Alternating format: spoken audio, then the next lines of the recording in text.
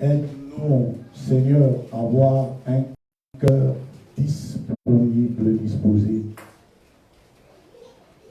Pour ma personne, Seigneur, remplie et agréable au Père éternel, ma langue et mes lèvres, pour exprimer, Seigneur, la vérité, uniquement la vérité. J'ai ainsi prié. Amen. Amen. Amen. Et bonjour.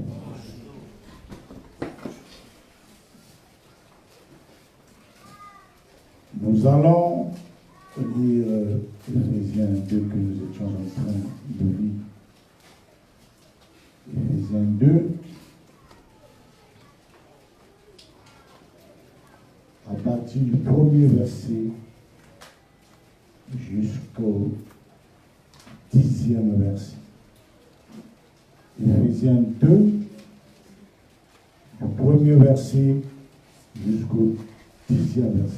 Je lis la parole du Seigneur.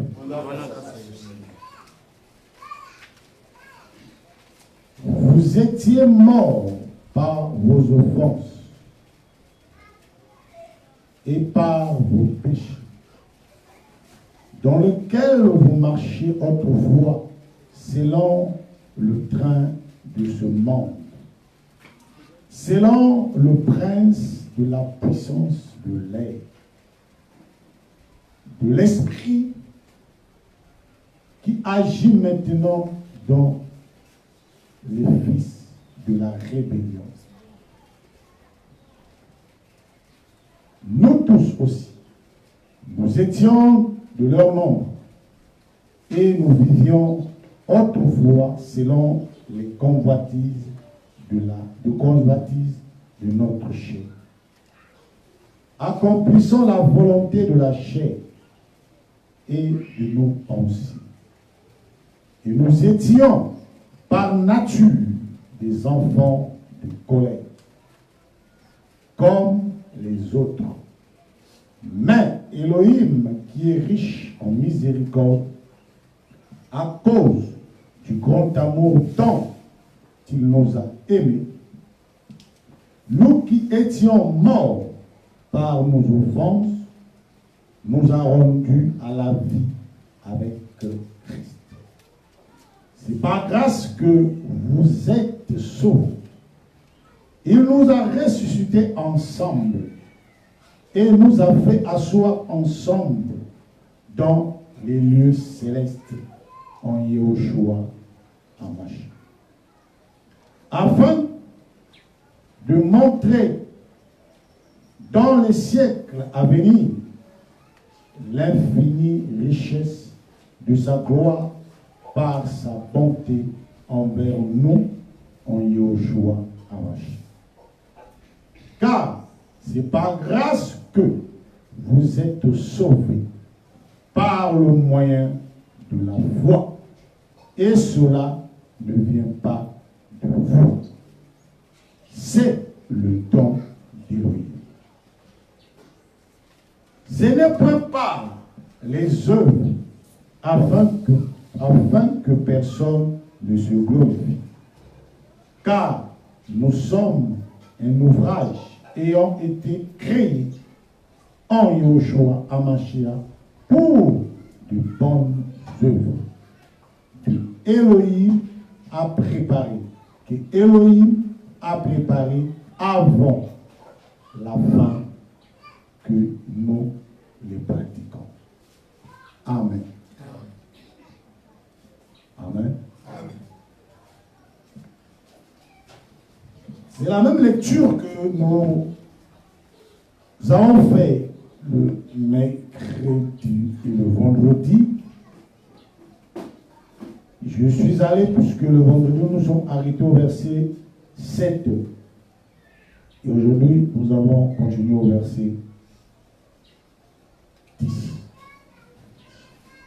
Je veux remonter au verset 2. Je préfère prendre le 1 et le verset 2 de ce livre de Éphésiens, où il est dit ceci. Vous étiez par vos offenses et par vos péchés dans lesquels vous marchez autrefois selon le train de ce monde, selon le prince de la puissance de l'air, de l'esprit qui agit maintenant dans les fils de la rébellion. Amen. La première chose qui attire mon attention ici, c'est dans lequel nous marchons autrefois selon le train de ce monde.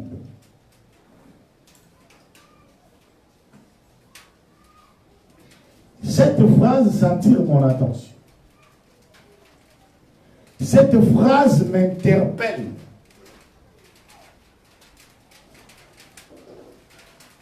Et cette phrase me pousse à se réveiller.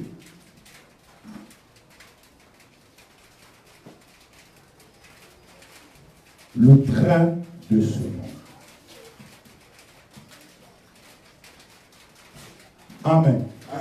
Lorsqu'on parle de train de ce monde ici, c'est l'ensemble des idées que les hommes et Satan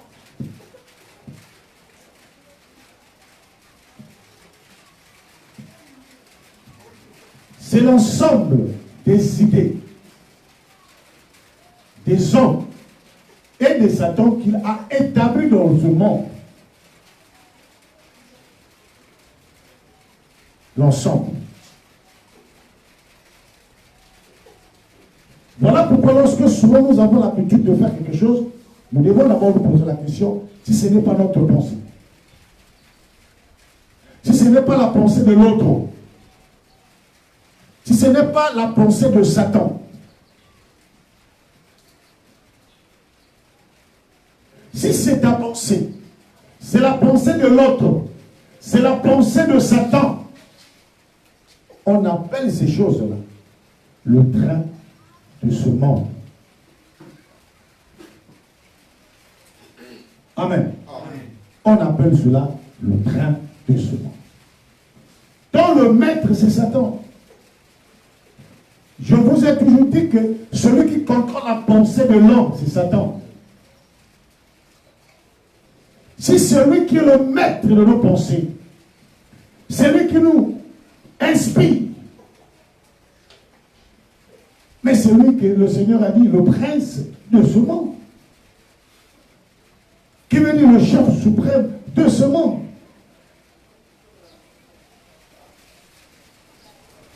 Il dit, nous marchez autrefois.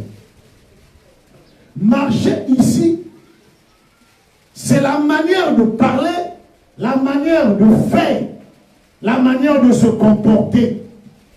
C'est ça marcher.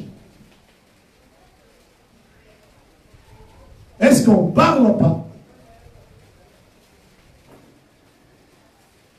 D'une manière humaine. Est-ce qu'on ne se comporte pas d'une manière humaine? Ce ne sont pas nos idées que nous mettons en pratique. C'est ça le train de ce monde.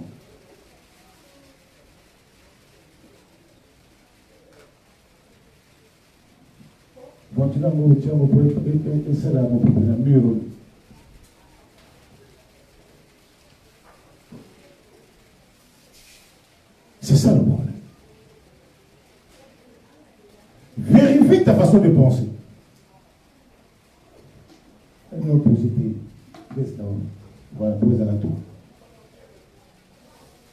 Ta façon de penser, ta façon de parler, ce que tu fais, vérifie.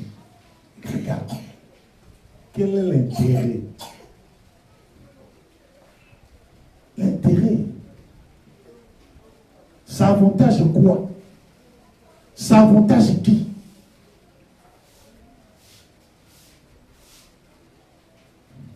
dans ces choses-là que nous sommes. Et lorsqu'il dit que vous marchez autrefois, le vous qu'il a, il est en train de parler ici, c'est là.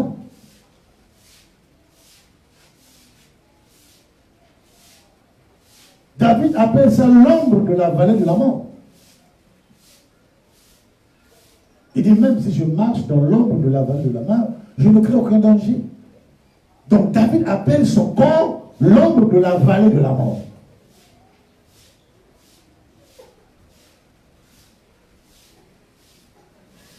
Le corps à laquelle toi et moi nous passons tout notre temps à penser, à réfléchir. Comment prendre soin de ce corps? Je vous ai toujours dit que le corps est ingrat. Quel que soit le fort que vous fournirez pour votre corps, à aucun jour, le corps vous dira merci. À aucun jour, le corps vous aidera. Jamais. Je vous avais expliqué une histoire ici, sur le corps et l'âme.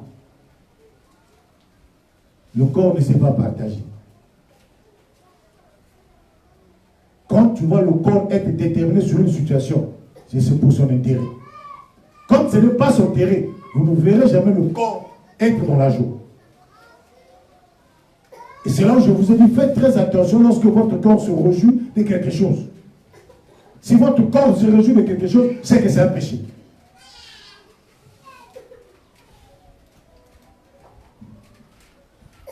C'est que c'est un péché. Alors il dit que c'est dans ça que nous étions en train de marcher. Dans ça. Alors, c'est à vous et c'est à moi de faire des efforts de ne plus continuer à marcher ainsi.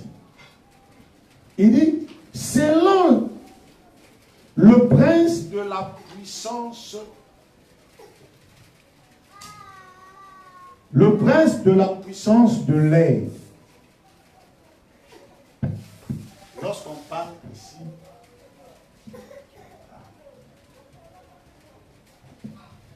Lorsqu'on parle ici, du prince de la puissance de l'air, il est question ici de Satan.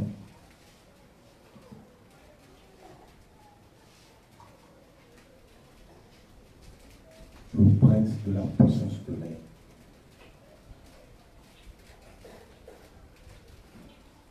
L'air est une force. Satan est puissant. Le prince, c'est le pouvoir, l'autorité suprême de ce monde. Dieu n'est pas l'autorité suprême de ce monde. L'autorité suprême du monde s'appelle Satan.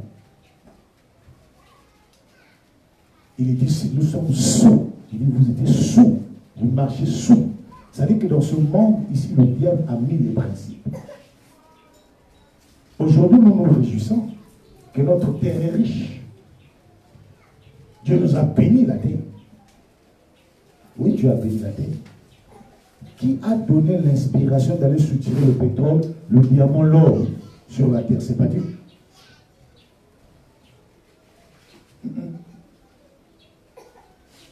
Dieu n'a jamais inspiré l'homme d'aller soutirer le pétrole, soutirer de l'or, soutirer les matières premières. Non. C'est le diable. Connaissons la valeur de ces minéraux. A inspiré à l'homme. Ces minéraux-là, c'est très important pour ton corps.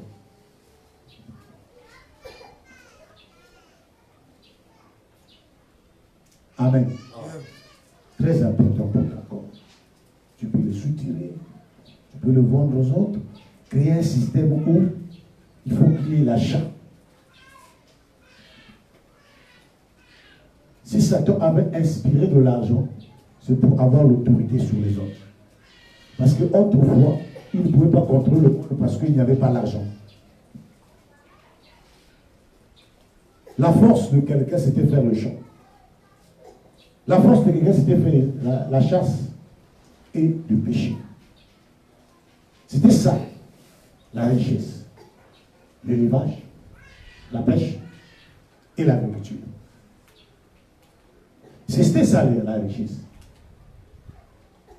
Et lorsque vous allez parcourir l'Ancien Testament, vous allez vous rendre compte que le peuple de Dieu qui était béni, ils étaient bénis que sur ces choses. D'où vient que la richesse devient les matières premières, qu'on appelle les matières qui sont dans le sous-sol? C'est l'inspiration satanique. Certains diront, mais comment? Mais ça donne le bonheur. Ça donne le bonheur à qui? Si ce n'est pas le bonheur de ton corps, ça donne l'avantage à qui? Si ce n'est pas ton corps, dites-moi, l'âme bénéficie quoi? De l'argent que nous gagnons. Mon âme, ça bénéficie de quoi? Rien. Et c'est un système que le diable avait mis, que l'homme dans son intelligence ne peut pas comprendre. Quelle que soit l'intelligence que vous avez, vous ne pouvez jamais comprendre le système de Satan. Parce que même le savant, le plus intelligent du monde, il est tellement sous Satan qu'il ne peut pas comprendre que même son intelligence est inspirée par Satan. Il ne peut pas. L'avantage que Satan a, lorsqu'il vous inspire sur quelque chose, il ne laisse pas les traces qui vous permettra de savoir que cette pensée-là n'est pas ma pensée.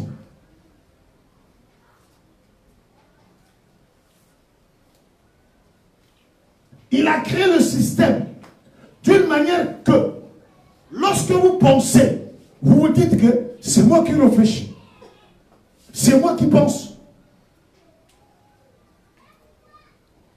Mais le seul qui est capable de voir le lien, ce n'est que Dieu seul. Donc si vous n'avez pas Dieu, il est difficile pour vous de savoir, attention, ça, c'est du diable.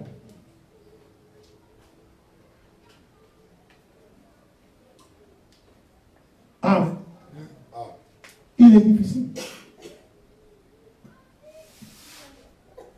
Il est difficile pour vous de le savoir. Et il dit, de l'esprit qui agit maintenant dans les fils de la rébellion. Il y a un esprit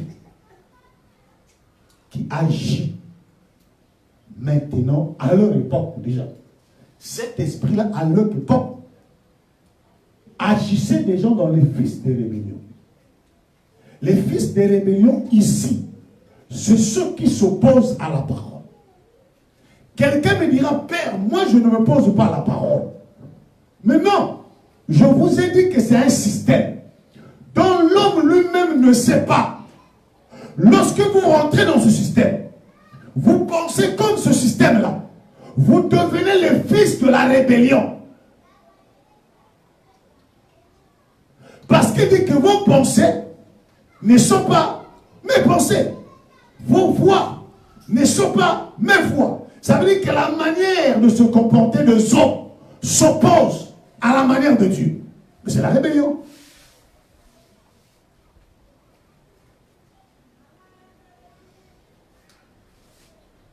La manière de penser des hommes s'oppose à la manière de penser de Dieu.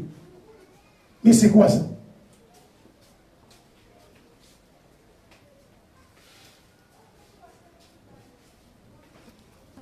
Amen.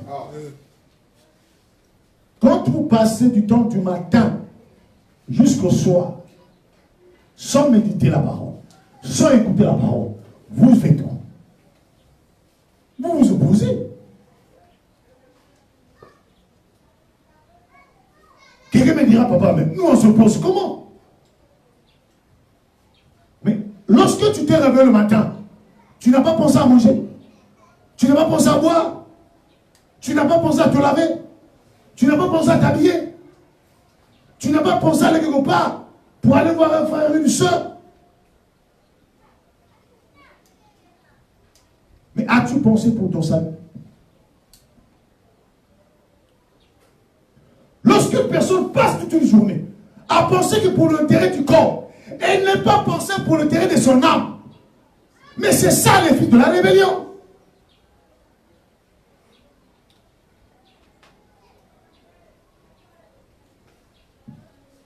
Il n'a pas dit prier sans cesse.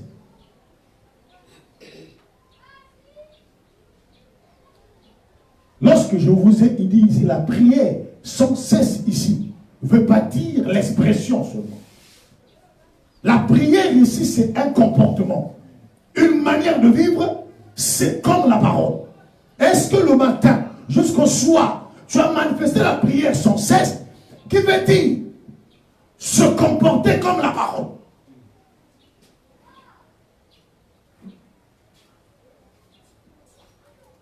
Et lorsque tu te comportes comme la parole, il faut que ce soit une parole qui a une vie.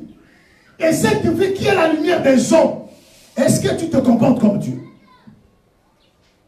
Et tu es le fils de la rébellion.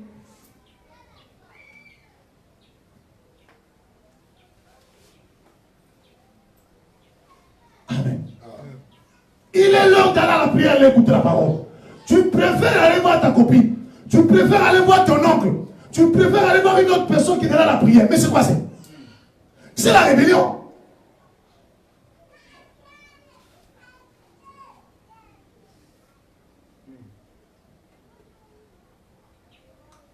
Il dit, qu'est-ce qui me séparera de l'amour de Dieu?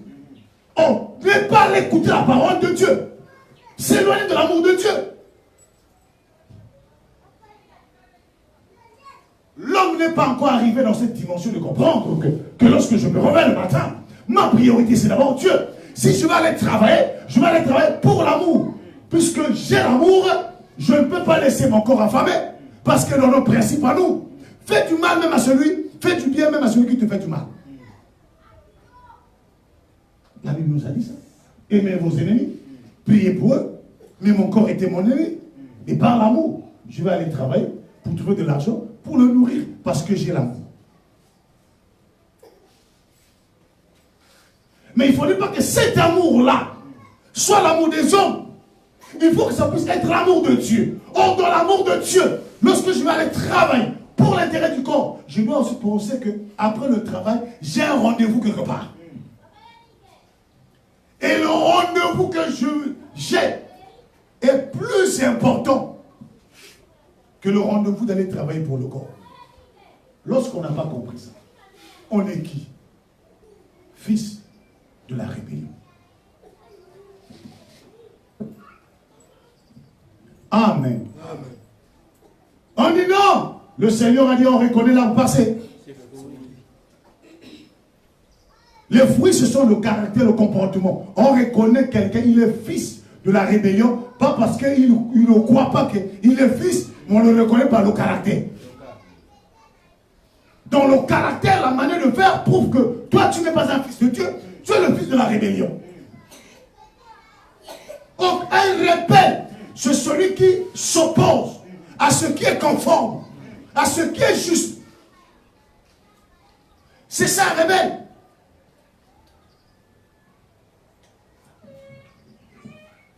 Un rebelle, c'est un homme désordonné.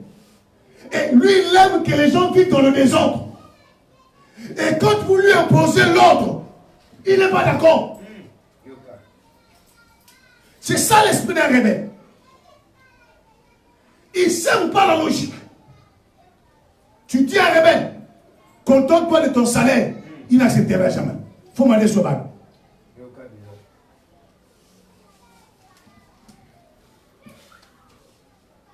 Mais lorsque tu ne respectes pas les principes de l'État ou le principe de votre vie, vous êtes un rebelle.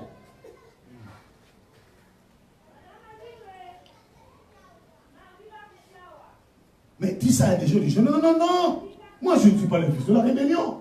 Moi je suis un enfant de Dieu. Prouve-le-moi. moi que tu es un enfant de Dieu.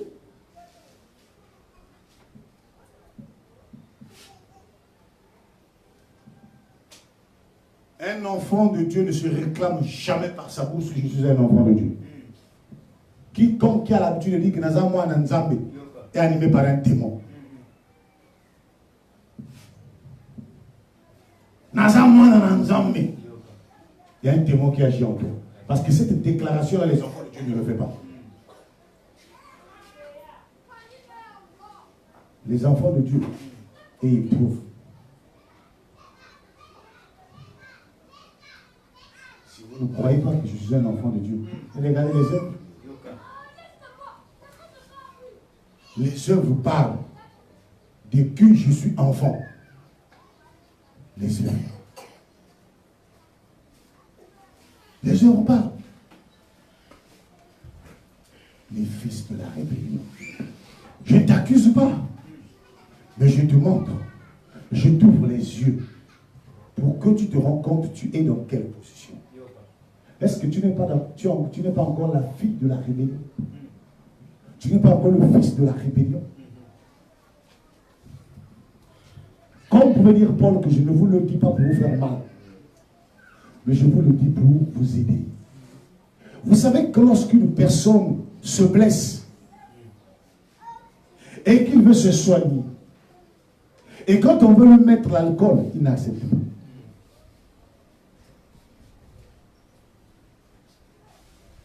Mais il sait au moins, l'alcool est fait pour nettoyer la plaie. Lui, il refuse parce que ça fait mal. Il ne refuse pas parce que c'est mauvais. Il ne refuse parce que ça fait mal. Lui, il n'aime pas ce qui lui fait mal. Or, la vérité ne fait que mal.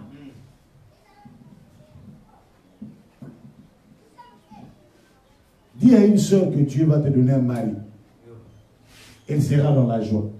Mais dis-là que Dieu ne te donnera jamais un mari, parce qu'avec ton caractère, là, tu n'es pas digne d'avoir un mari. À Okim à l'église. Vous savez pourquoi? Parce que l'homme n'aime pas la vérité.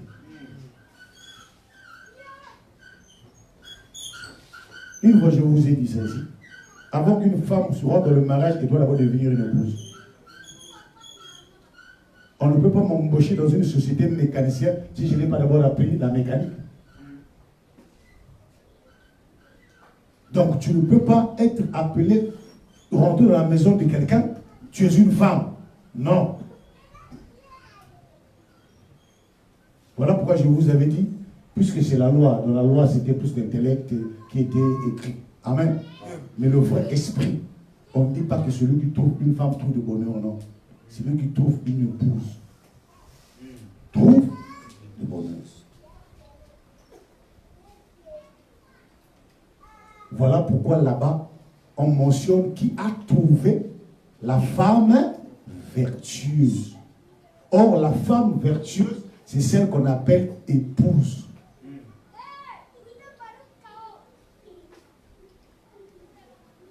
Une épouse n'attend pas que ça n'est pas dans la tête d'une épouse. Une épouse ne va pas dans un mariage pour que Moubala sous ma famille. Ça n'est pas dans la tête d'une épouse.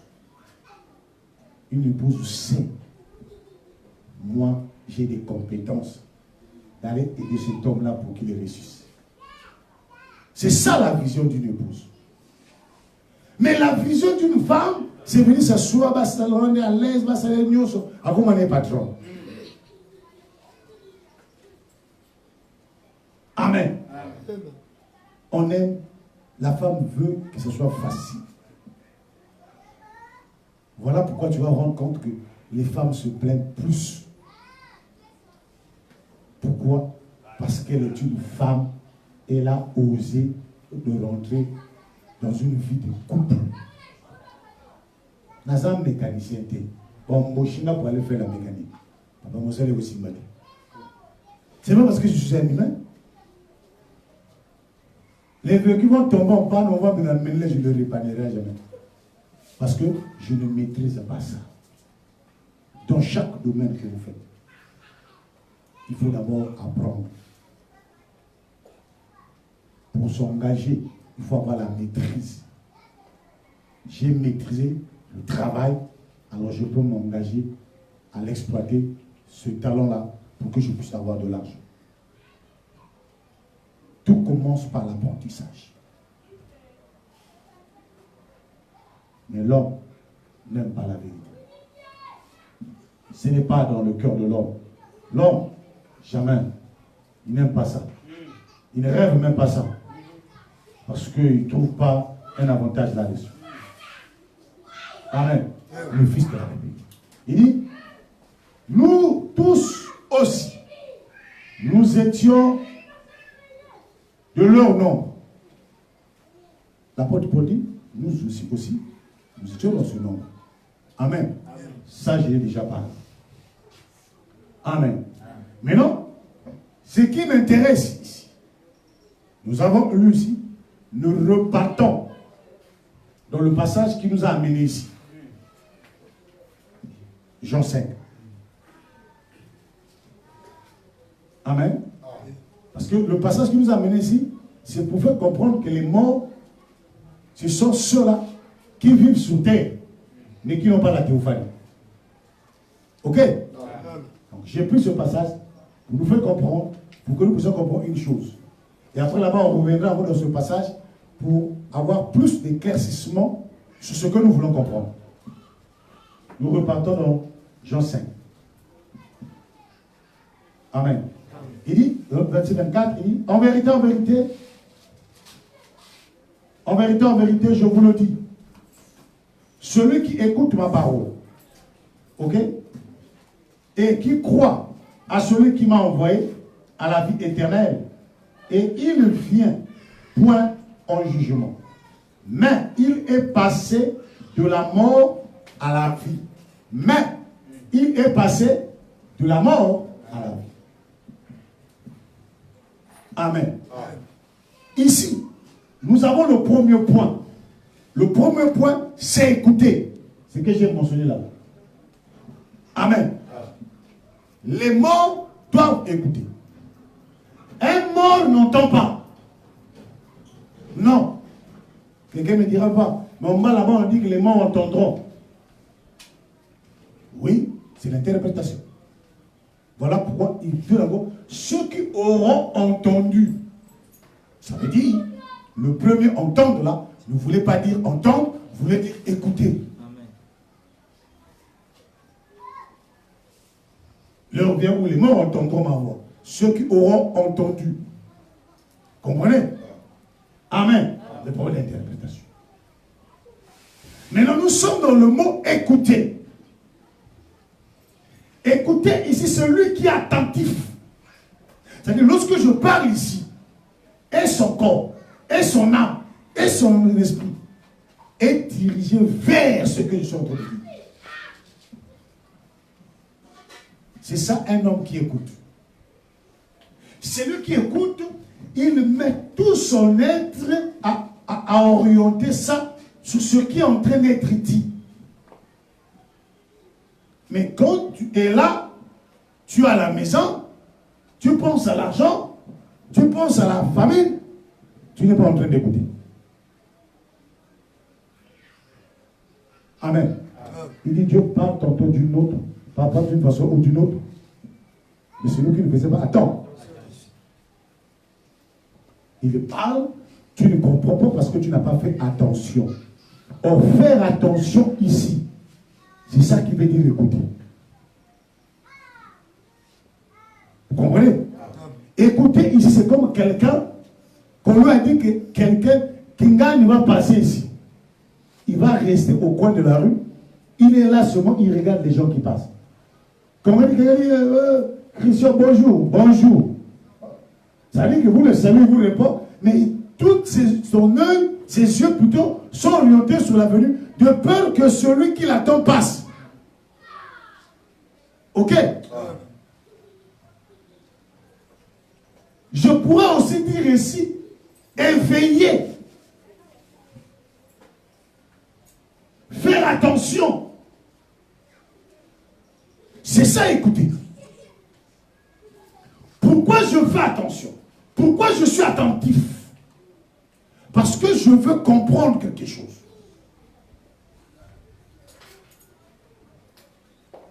Du fait que je veux comprendre quelque chose, je veux avoir la clarité de la chose, ça me pousse à être attentif. Parce que je sais que si je ne le comprends pas, je ne serai jamais crédible. Si je ne suis pas crédible, alors les portes de l'enfer me seront ouvertes. Or, je ne suis pas destiné à emprunter le chemin de l'enfer. Puisque je ne suis pas prédestiné à emprunter le chemin de l'enfer, alors la nature m'oblige à être attentif. La nature m'oblige à être attentif. Amen.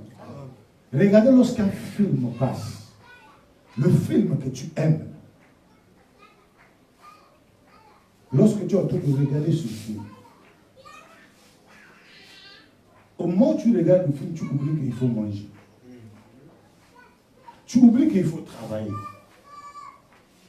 Pourquoi?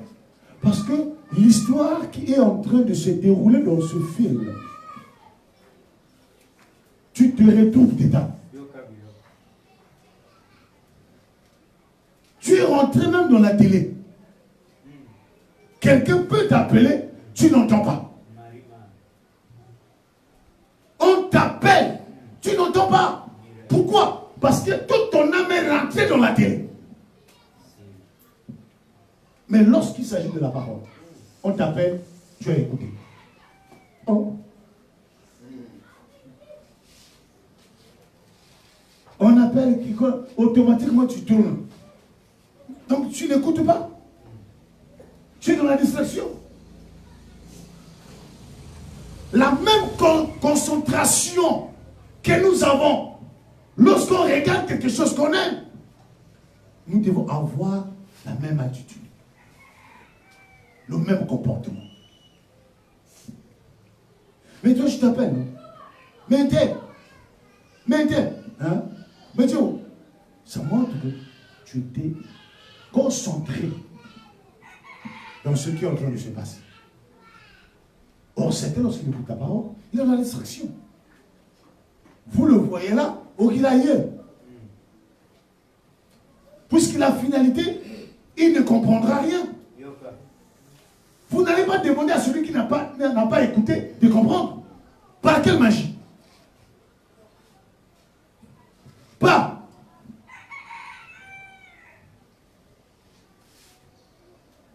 Par quelle magie? Et il dit écoutez. Amen. Alors il dit celui qui croit à celui qui m'a envoyé. Celui qui croit à celui qui m'a envoyé. J'écoute la parole. Dans la parole que j'écoute, dans la parole à laquelle je suis attentif, il faut que je constate quelque chose. Il faut que je vois quelque chose. Si dans cette parole-là, vous n'avez pas vu Dieu dedans, vous ne voyez pas le Père dedans, ça ne sert pas. Amen.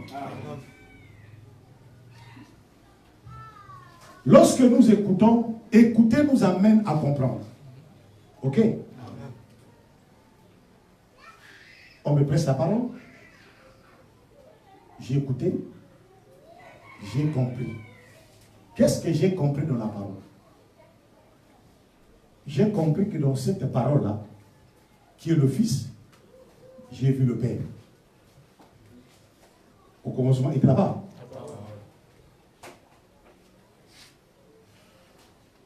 En elle était la vie.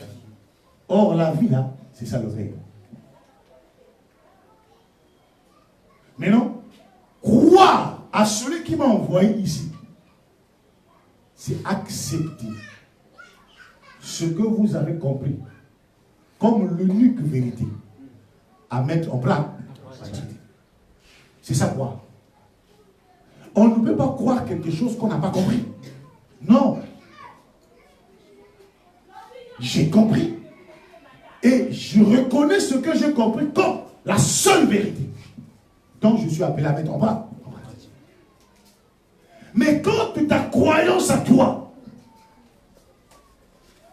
ne te limite seulement à accepter, bon, oui. Sans y désirer de le mettre en pratique, tu n'as pas cru. Non, ça c'est pas croire. Voilà pourquoi dans nos églises, on nous a jamais enseigné qu'il veut dire croire. On nous a jamais enseigné croire. Les gens disent quoi? Frère, tu sais, il faut recevoir la parole. La parole, c'est la vie. Non, la parole n'est pas la vie. Mais en elle, il y a la vie.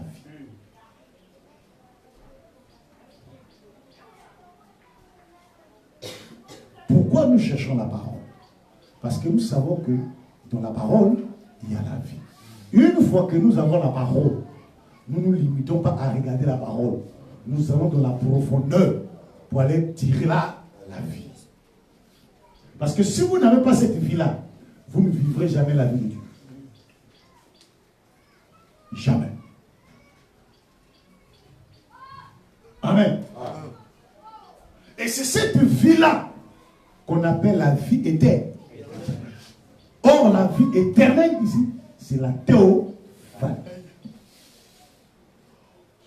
Si tu n'as pas la théophanie, ne rêve pas que tu as la vie éternelle. Puisque tu n'as pas la vie éternelle sur terre ici, tu n'en auras pas. Amen. Tu n'en auras pas. Voilà pourquoi vous allez vous rendre compte. Certaines personnes ont peur des hommes. Ont peur. Mais curieusement, nous n'avons pas peur de Dieu. Si déjà dans ta vie, tu ne crains pas Dieu. Or, la Bible dit que la crainte de l'Éternel, c'est le commencement de la sagesse. Si déjà il n'y a jamais eu une crainte de Dieu dans votre vie, comment allez-vous obtenir la sagesse? Or, pour obtenir la sagesse, il faut commencer par la crainte. C'est la crainte qui t'amène à regarder Dieu dans la grandeur et toi dans l'infériorité. Alors c'est un élément, une personne à laquelle tu dois faire très attention. C'est cette crainte-là qui va t'amener à obéir à certains principes. Et lorsque tu auras obéi à certains principes, ces principes-là t'amèneront à l'amour. Et lorsque tu auras l'amour, tu n'auras plus la crainte, tu auras ce qu'on appelle l'obéissance. Puisque tu as l'obéissance, on t'appelle maintenant fils de Dieu. Mais ici chez nous, ce n'est pas le cas. Quelqu'un te dit que moi, je suis le fils de Dieu. Il a peur. Prenez d'abord les raisons qui nous poussent à ne pas venir à la prière. Les raisons. Amen. Et quand vous allez rentrer le soir, soyez un homme. Soyez sérieux. Va à la maison. Détaille les choses que tu fais toute la journée. Ok? Je me suis réveillé, j'ai fait ça, jusqu'à 18h. Tous les éléments que tu as fait. Maintenant, compare ça à la parole. Maintenant, posez-vous la question. Est-ce que tout ce que j'ai fait ici, Dieu gagne quoi? Ok? Dieu gagne quoi? Et lorsque vous vous rendez compte, tout le temps que vous avez passé, la journée, il n'y a rien que vous avez fait dont Dieu tire profit. Et ce sont ces choses-là qui vous ont empêché d'aller à la prière. Ne crois même pas que tu es un enfant de Dieu.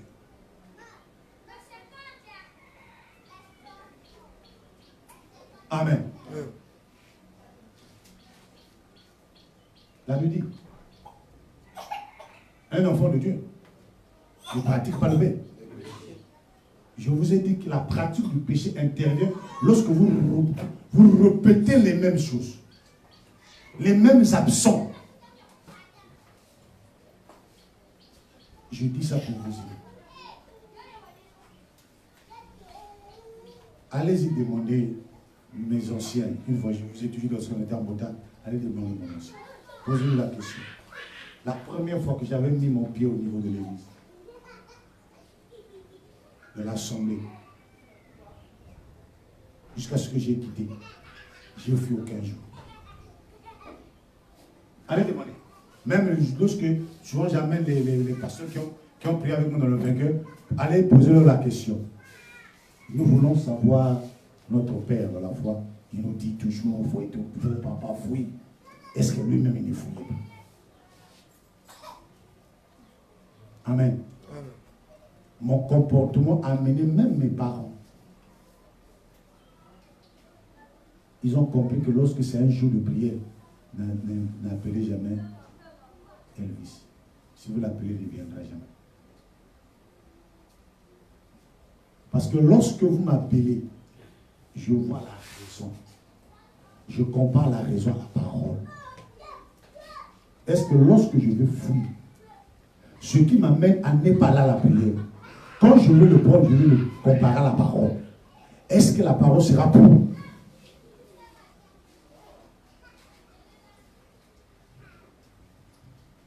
Vous comprenez?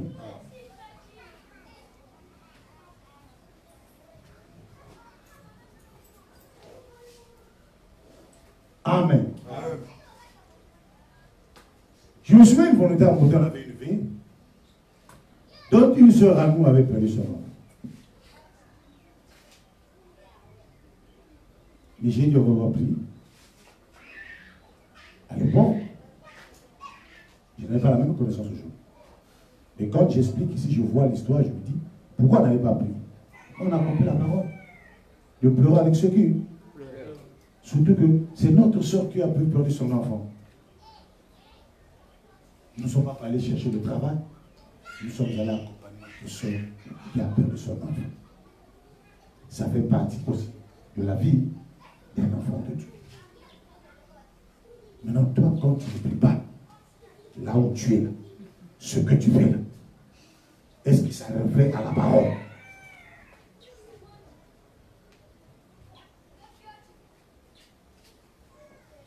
Vous savez, si vous ne priez pas Dieu, qu'il enlève la parole que vous mettez dans votre tête, qu'il le place dans votre cœur, vous ne changerez jamais. Parce que la parole qui est dans la tête amène l'homme souvent à faire des théories. Amène souvent l'homme à faire des débats. Ça n'amène jamais l'homme à changer un changement. Jamais. Voilà pourquoi souvent on se pose la question. Ça c'est le canton de Dieu avec les versets bibliques dans la tête. Comment il peut sortir avec une sœur au niveau de l'église? On t'a dit que les versets qu'il en a, ça reste dans le cœur. Dans le cœur, il n'y a pas de verset. Dans le cœur, il n'y a pas de verset. La preuve en est, Dieu lui-même en chair. Il vous avait dit que Isaïe, dans le chapitre qu'Ingan avait dit, il dit qu'il n'est pas écrit dans votre livre de la loi. Ok. Il rappelle la pensée. Or, nous, ici, nous ne rappelons pas les gens la pensée, nous rappelons les gens les versets. Or, le diable est assis sur ça. Amen. Dieu n'inspire jamais ses enfants à retenir les versets. Dieu ne peut pas vous donner la capacité de retenir les versets. Non. Mais il vous donne la capacité de vivre la pensée qui est dans ces versets. C'est ce que tu donnes. Or, le diable vous donne la capacité de retenir les versets. Il peut te dire, Matthieu, tant le verset, tant, tant. Maintenant, vivre ça, ce n'est pas son problème. Amen. Parce que c'est le monde de l'intellect. Or, dans le cœur de l'homme, lorsqu'il reçoit la parole de Dieu, cette parole n'est pas faite pour que tu viennes expliquer les autres. Cette parole est faite pour que tu le vives. Or, celui qui le reçoit par la tête, il ne le reçoit pas pour qu'il le vive. Il le reçoit pour qu'il enseigne les autres. C'est là où le Seigneur a dit à Pierre, quand tu seras affermi, c'est alors que tu affermiras les autres. Parce qu'il sait que si tu commences à vivre la chose, tu enseigneras les autres ce que tu vis et non ce que tu as retenu dans ta tête. On enseigne la vie, frère. On n'enseigne pas la lettre. On n'enseigne pas la lettre. On enseigne la vie. On enseigne le caractère. Or, nous enseignons pas le caractère. Nous enseignons pas la vie. Nous enseignons la lettre. Et là, on dit quoi? Oh, le grand pasteur, quoi. Non. Il a avalé les passages bibliques. Oui, c'est le diable.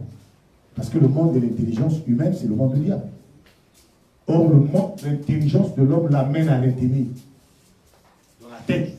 Or, l'intelligence de Dieu amène à comprendre et vivre. C'est ça la différence. Maintenant, tu dois apprendre à te regarder. Tu dois apprendre à te comparer. Quelqu'un me dira, oui, la distance. Tu as raison. Tu as raison. Vous savez, lorsque vous vous rendez compte que vous vivez loin et que vous avez du mal à venir, c'est parce que vous n'avez pas l'argent de transport. Alors, il faut aussi vous poser la question. Si quelqu'un t'avait appelé de venir de prendre 2 millions, tu n'as rien en poche, tu vas rester chez toi. Non. Il avait dit 15 heures. Comme je n'ai pas l'argent de poche, donc dès 12 heures, je vais commencer à marcher. Doucement, jusqu'à ce que je vais arriver. Lorsqu'on aime quelque chose, il y a toujours les bonnes pensées qui arrivent. Comme tu aimes les 2 millions, la bonne pensée te dit non, pour que je ne manque pas parce que dans un bon côté, je vais commencer à marcher doucement. Lorsqu'on aime la parole et qu'on sait qu'on n'a rien, la prière commence à 10 heures. Je commence à marcher depuis 7 heures. Je marche doucement. Je ne marche pas à vitesse.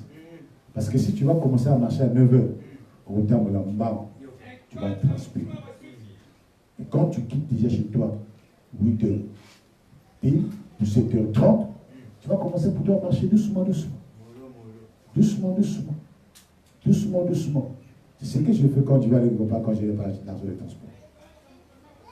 Même quand quelqu'un m'a invité parfois de venir prêcher, dans un bon côté, je m'habille, attends, je prends ma Bible, je commence à marcher doucement, pour que je ne transpire pas. Parce que quand tu marches vite, tu vas transpirer. Vous comprenez? Et quand tu t'engages à aller attendre, du fait que tu vas attendre, tu vas réduire la vitesse. Du fait que tu réduis la vitesse, tu marcheras doucement. Or ça, on ne peut pas avoir ça dans notre tête parce qu'on n'aime pas la parole. Vous allez dire, nous avons vu des frères ici, là. Copine à Fandara. Moi aussi à Fandara, Charlie. Parfois, il cause avec la soeur, il n'a rien pour repartir avec. Non, je vais partir. Oh bon, je vais prendre le taxi. Il est conscient, après il ne prendra pas le taxi. 24 heures, le frère maintenant commence à quitter Tchiali. Voilà mon goût. Amen. Bon, maintenant, enseigne-lui la parole jusqu'à 22 heures. Ah oui, c'est belle. Oh non, encore de retard. Et quand c'est momie, il n'y a pas de retard. Dites-moi. Vous voyez que il y a un esprit. Amen. C'est cet esprit-là que Paul parle aux Éphésiens. L'esprit qui agit. Il y a un esprit qui agit. Mais vous ne saurez pas que c'est un esprit du diable. Parce que regardez la volonté, l'attachement que ça t'amène à des choses qui n'ont rien à voir avec le salut. Ça n'a rien à voir avec le salut. Mais regardez la manière que tu es attaché à ça. C'est qu'il y a une force. Et cette force-là n'est pas de Dieu. C'est du diable. Le prince de la puissance de l'air.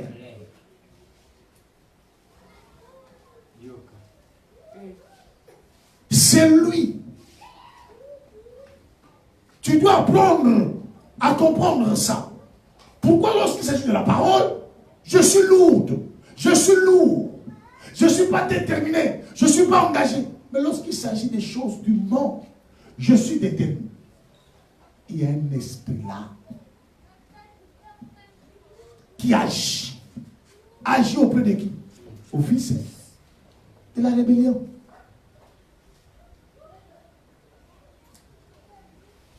Amen. De la règle. Regardez lorsque souvent quelqu'un suit un film, et ça n'a pas comme 24 heures. Film Mogozo Lingaya Lingara. Ah voilà. Hein? Voilà. 24 heures. Il est. Film Mogozo Lingaya. Oyo Lingara. Voilà. Voilà. Ah voilà là. T. Pourquoi? Parce qu'il a son cœur, elle a son cœur dans ce film. Lorsqu'on met le cœur dans quelque chose, on ne dort pas. Amen. On ne dort pas. Donc, la plupart des gens qui écoutent la parole avec leurs oreilles. Amen. Leurs oreilles. Tu sais ce que ça fait? Quand tu comprends Dieu charnellement, il nous va voilà. Hein? Ils ont encore la main bébé. Quand tu écoutes la parole de Dieu charnellement, cette parole-là devient comme un vent qui souffle à l'oreille et qu'on peut se tourner. Bon. Moi, je vais dire, frère Ake, Nini là ici. Amen. Vous comprenez? La personne est en train d'entendre charnellement la parole. Puisque tu entends charnellement la parole, Dieu vous donne l'esprit d'égarement. Il vous met l'esprit d'égarement. Puisque vous êtes seulement là à passer du temps, à être présent. Là, non. Frère Akedo, Sœur Akedo, ce que tu vas tenir.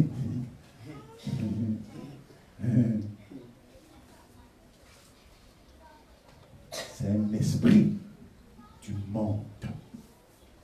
Amen. C'est un esprit du monde. Il faut prier Dieu. Seigneur, enlève-moi ça. C'est pas normal qu'on prêche la parole, je dors.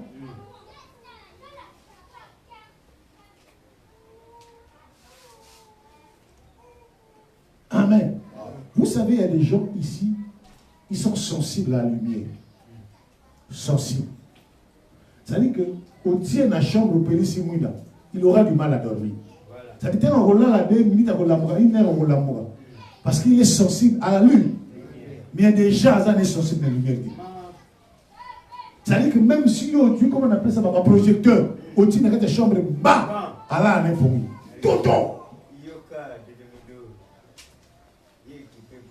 Vous comprenez? Ben, projecteur, hein? Même quand tu es dans la chambre, dans la chambre, tu dans quoi? À vous faire.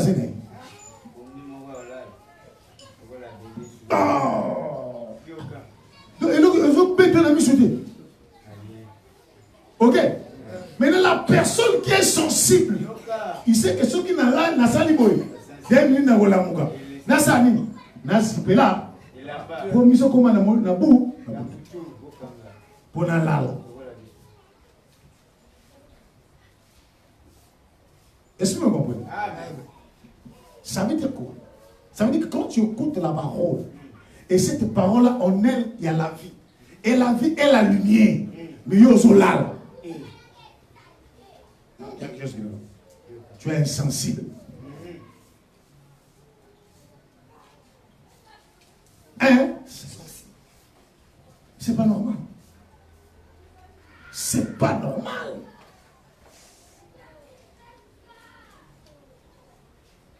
Amen. Frère, sœur, pendant que tu as faim, il y a le sommeil qui est en train de t'attaquer. Et qu'on vient te présenter une nourriture que tu aimes. Oh là, soudain.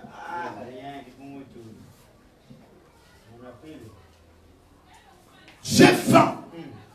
Et on me présente la nourriture que j'aime. Yangoyo.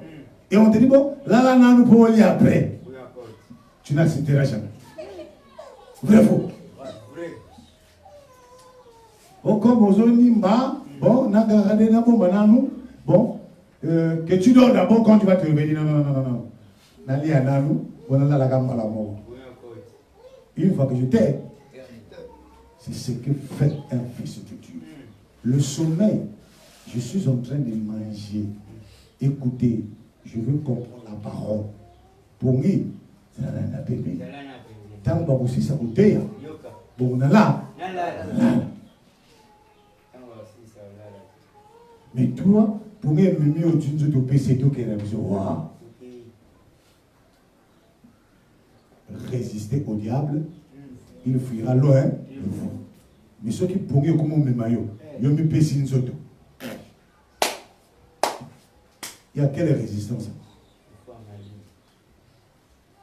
Amen. Il y a quelle résistance? Il n'y en a pas.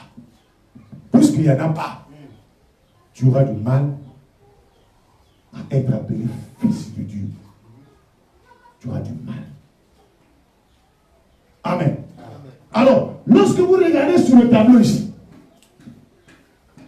sur le tableau, vous allez remarquer, j'ai écrit homme mort. J'ai écrit Christ mort, enseveli et ressuscité. Il y a un langage, je veux que nous puissions corriger. Amen. Il ne faut jamais dire nous sommes morts en Christ. Il ne faut jamais le dire. Amen. Mais dis plus quand tu veux parler avec quelqu'un, frère, moi je suis mort en Christ. Il ne faut jamais le dire. Cette parole, cette pensée-là n'existe pas. Oh mais papa, on a dit les morts en Christ.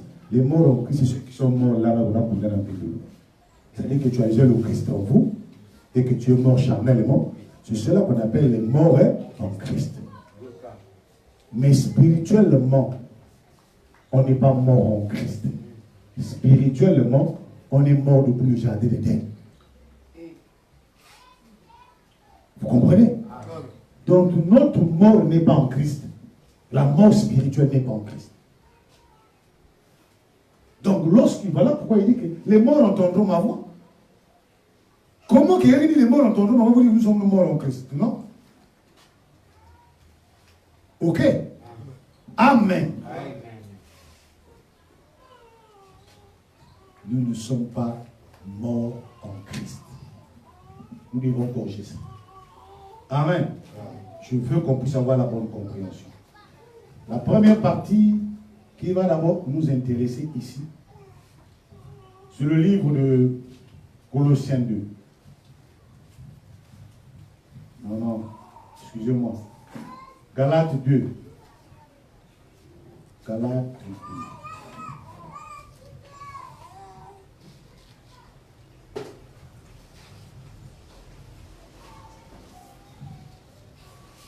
2.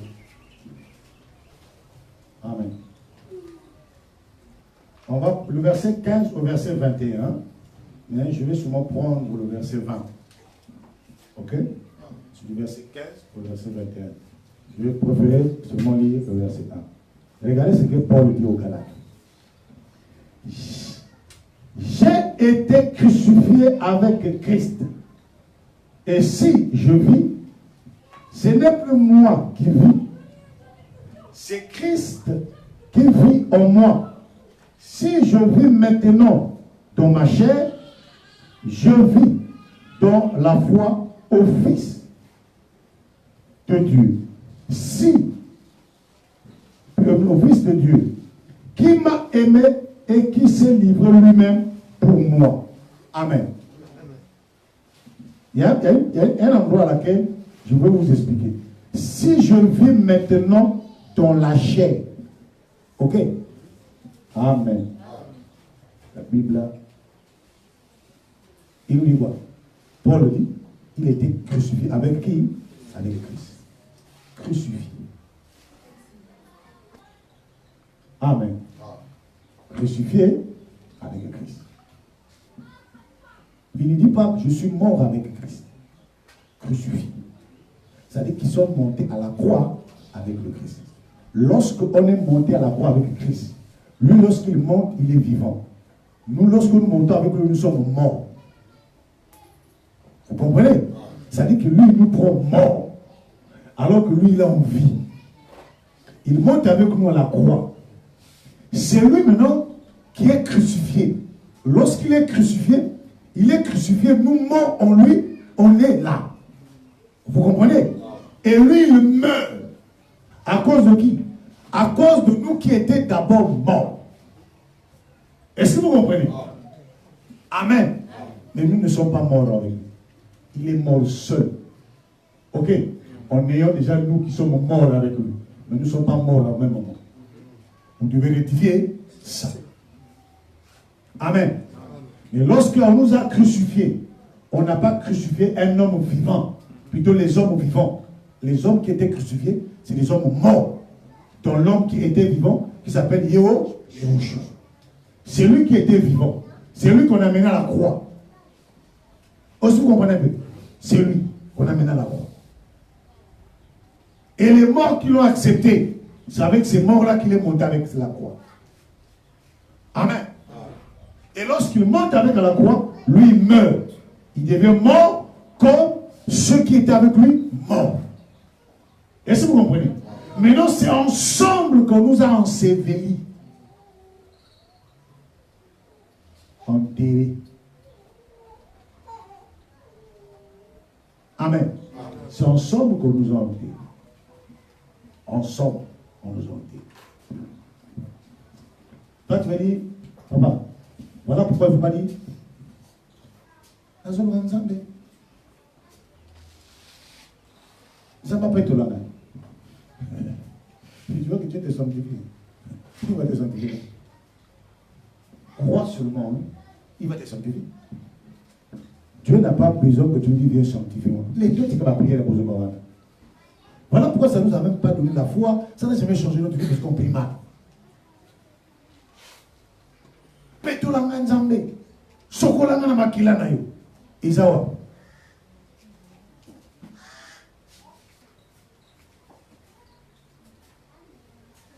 Nous n'avons pas besoin de dire à Dieu sanctifie-nous. Nous avons besoin de croire. Lorsque nous croyons en lui, le Père, et c'est ce Père-là qui nous donne le pouvoir de Dieu. On dit, bah, Seigneur,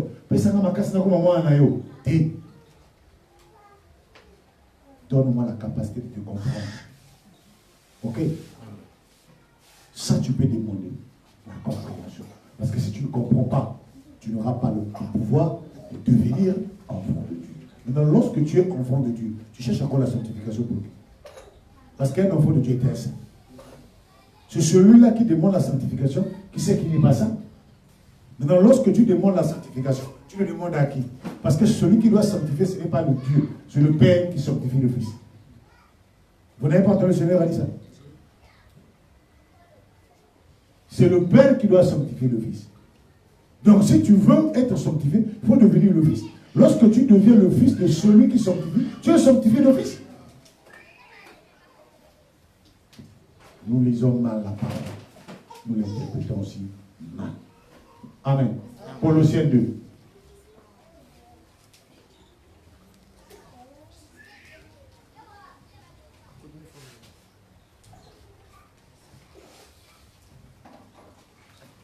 Colossiens 2, à partir du verset 8. Amen. Regardez, nous lisons la parole du Seigneur. Prenez garde que personne ne fasse de vous sa proie par la philosophie et par des vaines trompées. S'appuyant sur la tradition des hommes et sur les rudiments du monde et non sur Christ. Lorsqu'une personne vous apporte l'enseignement, lorsqu'une personne vous donne une révélation, si cette révélation-là ne parle pas du Christ, dans cette révélation, vous ne voyez pas Christ, il est faux. Amen. Si moi je vous enseigne la parole, dans la parole dont je vous enseigne, je vous montre une femme à marier, je vous montre toi qui es stérile, tu vas avoir des enfants. C'est que je suis un trompeur. Je suis un philosophe. Amen. Dans ce que je dois vous enseigner, il faut que vous voyez le Christ dedans. Si le Christ n'est pas dans l'enseignement que je vous donne, c'est que j'ai mal enseigné. Voilà pourquoi lorsque le Christ arrive, il dit à eux, vous sondez les Écritures, vous pensez avoir en elles la vie. Il dit non, les Écritures là parlent de moi et des hommes. Donc il montre même aux Hébreux que la loi là, les Écritures là, de l'Ancien Testament parlaient de moi. Alors si tu prends la loi et que tu enseignes aux gens et que cette loi-là ne te montre pas le Christ, or la dîme fait partie de la loi. Si je prends la dîme, je vous l'enseigne, dans la dîme tu ne vois pas la personne du Christ, c'est que j'ai mal enseigné là, la dîme. Si j'enseigne l'offrande de la loi et que dans l'offrande que j'enseigne, vous ne voyez pas la personne du Christ dans l'offrande, c'est que je n'ai pas enseigné. Amen. J'ai enseigné la lettre. Or, la lettre est tue. Lorsque tu vas enseigner la loi, il faut que dans cette loi-là, que vous voyez le Christ. S'il n'y a pas le Christ, vous avez mal enseigné. Frère l'a dit. Comment on me l'a là? La loi les a insultés. C'est que j'ai enseigné la lettre. Alors je suis en train de tuer le peuple. Amenez les offrandes. Vous amenez les offrandes. Les offrandes là, on ne voit pas l'image du Christ. Les offrandes là n'a qu'un lien le ventre. Alors je vous enseigne la lettre. Or la lettre est tue. Vous comprenez? En tout ce que nous devons dire, la parole de Dieu. La parole de Dieu, c'est le Fils. Et le Fils vous amène à voir le Père, qui est la vie. Celui qui a le Fils a aussi le Père. Quand vous recevez la vraie parole, dans cette parole, il faut qu'il y ait une vie. S'il n'y a pas la vie, c'est que la parole que vous avez reçue n'est pas le Fils. Est-ce que vous comprenez? Car en lui habite corporellement toute la plénitude de la divinité. Ça veut dire le corps de la personne de Christ, c'était Dieu. Amen. Amen. Ce corps-là, c'est Dieu. Il est bon le dire. Vous avez tout pleinement en lui, qui est le chef de toute domination et de toute autorité. Et c'est en lui que vous avez été circoncis.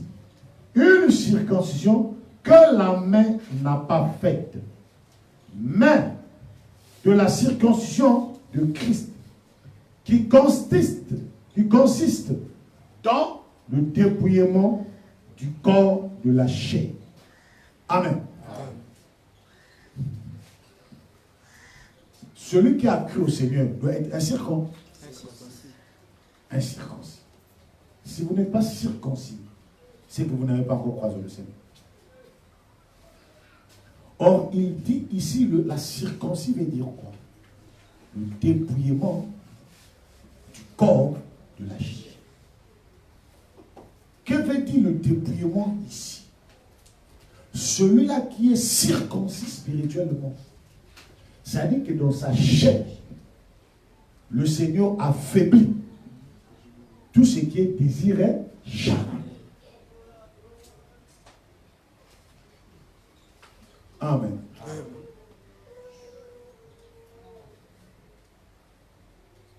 comprenez? Tout ce qui est désiré, lorsque on a la capacité de se poser à tout ce qui est désir charnel, c'est le signe qui montre que nous sommes circoncis. Sinon, on ne l'est pas. C'est en lui. Comment il nous a circoncis? En nous prenant mort.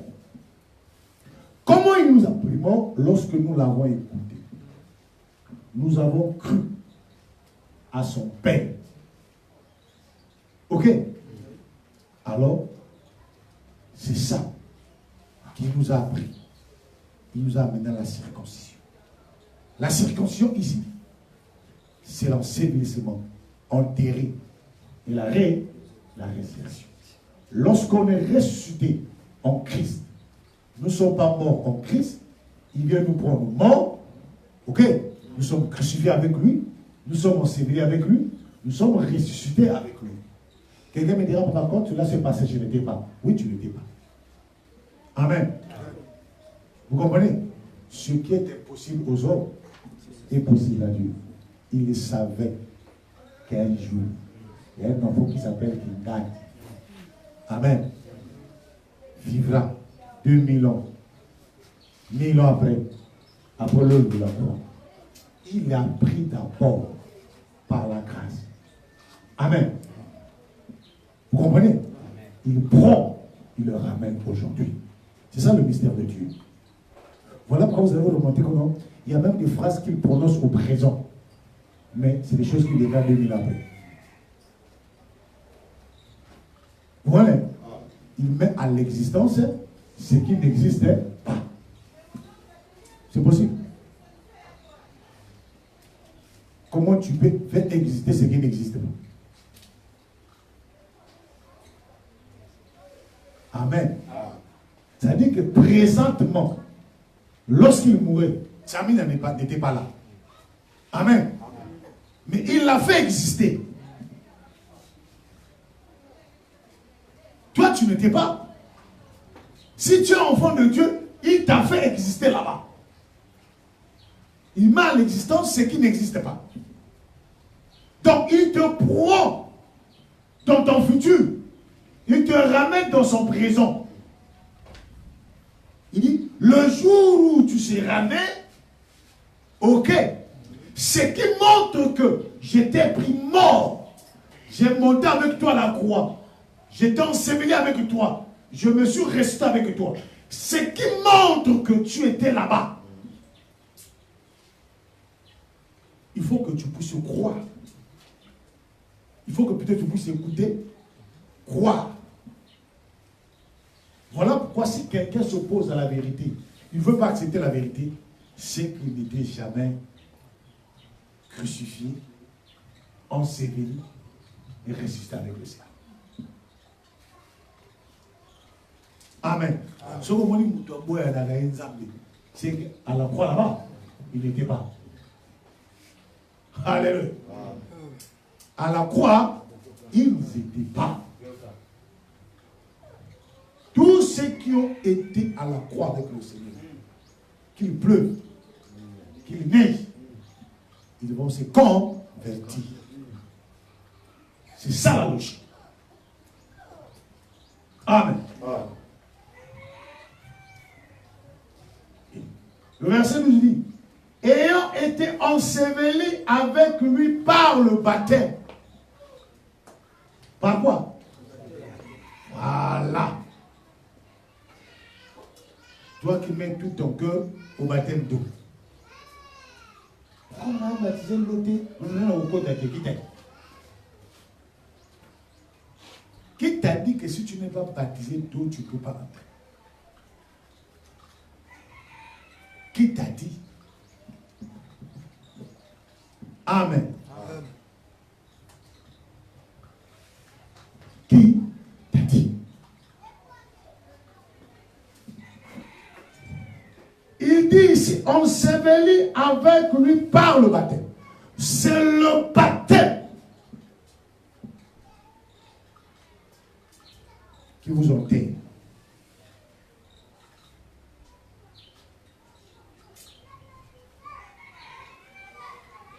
J'ai été baptisé avant que je sois né.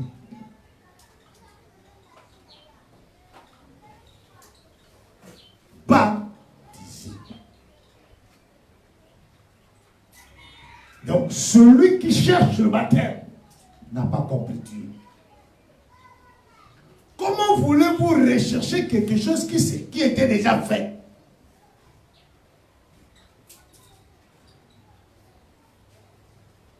Amen. Tu es déjà arrivé au Cameroun. Mais tu dis que Nalingala comme au Cameroun. Oh. Mes frères, mais tu es déjà passé par là.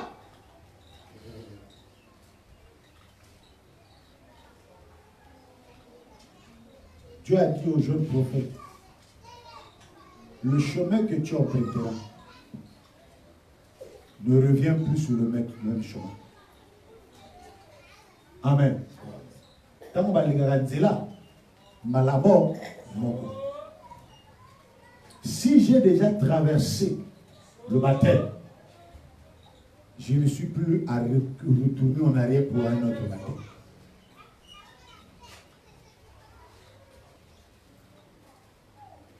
Amen.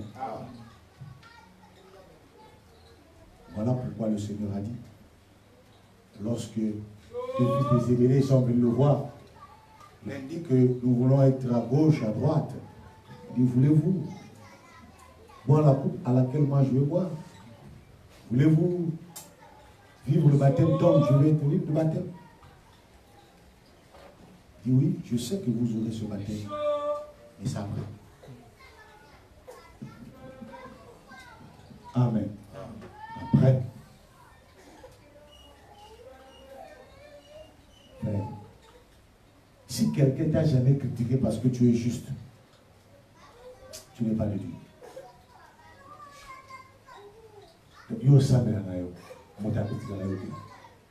Personne ne s'est occupé de toi, s'oppose à toi. Tout le monde te trouve correct. Ah, tu n'es pas encore de Dieu. Parce que celui-là qui est de Dieu est fils de Dieu, il doit avoir les ennemis des hommes de sa maison.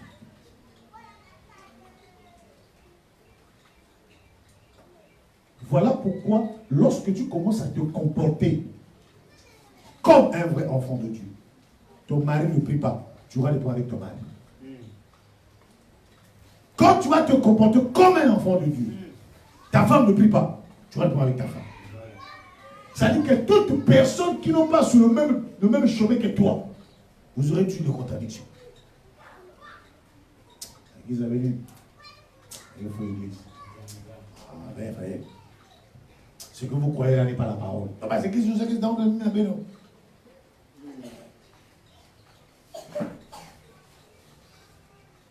Nous, on ne fait pas les réveils le 31 décembre. Ah, mais parce qu'ils ont un message que ça l'a donné. Comment? Quand ils ça l'a donné.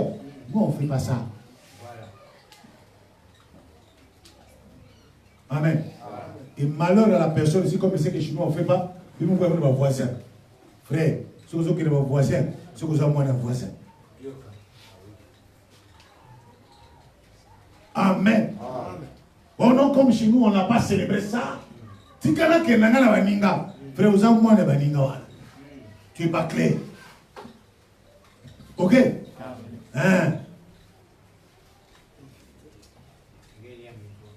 Moi, si un locataire, je connais le pape à Tiézi. Et l'enfant là qui va naître n'est pas l'enfant du locataire. L'enfant, vous connaissez le pape. Notre père est locataire ici. Mon monde c'est qui? C'est Satan. Ça veut dire que Yonde, père noir a été. Tu comprends? Tu fais partie de l'église, mais tu n'es pas le fils de Dieu.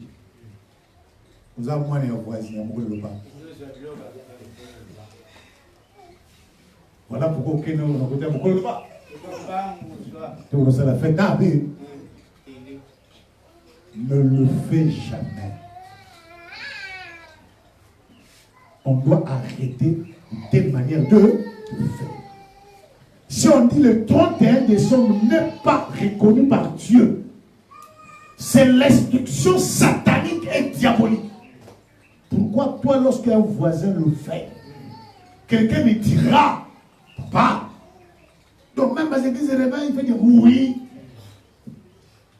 Pierre a accompli un langage diabolique.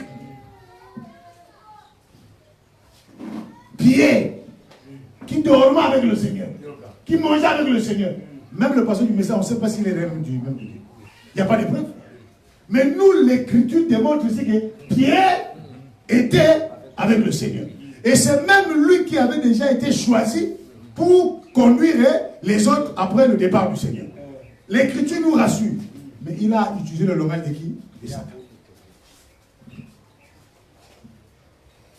Bon, si lui, il a utilisé le langage de Satan. Ok. Maintenant, toi, on doute, même si réellement, c'est Dieu qui t'utilise, on ne doit pas douter lorsque tu as compris les œuvres de Satan. Hein?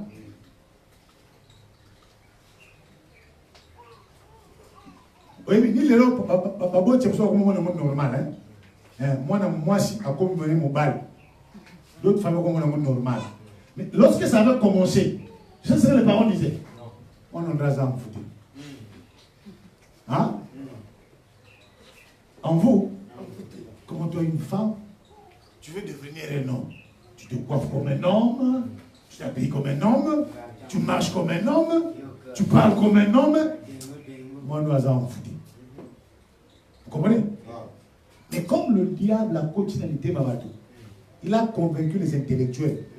Oh, c'est un choix de quelqu'un. Ah! Pardon. Il y a des choses à laquelle on n'a pas besoin de faire un choix. Il y a des choses à laquelle on a appelé à obéir. Et lorsque tu commences à faire un choix de devenir ce que tu n'es pas, derrière là, il y a un esprit. Et quel esprit? De la puissance de l'air. Vous comprenez? De la puissance de l'air. Et qui vous amène à devenir les enfants, les fils de rébellion. Tu te rebelles. Tu as voulu cause de la moissie, au bout de la moissie, tu veux être un homme. C'est la rébellion. Parce que tu ne respectes pas les normes. Or, les normes montrent que ça, non, moi, moissie. Toi, tu refuses. Mais une telle chose va dire, oui, Satan est un Dieu. C'est nous. En réalité, tu sais que moi, lorsqu'on se chamaille dans les rues, parfois nous avons mis la somme à Zarabi. Hein? Frère, moi je crois en Dieu. Frère, moi je prie Dieu. Toi, tu veux te poser au nom. Pourquoi tu te poses? Tu sais de quel Dieu il parle?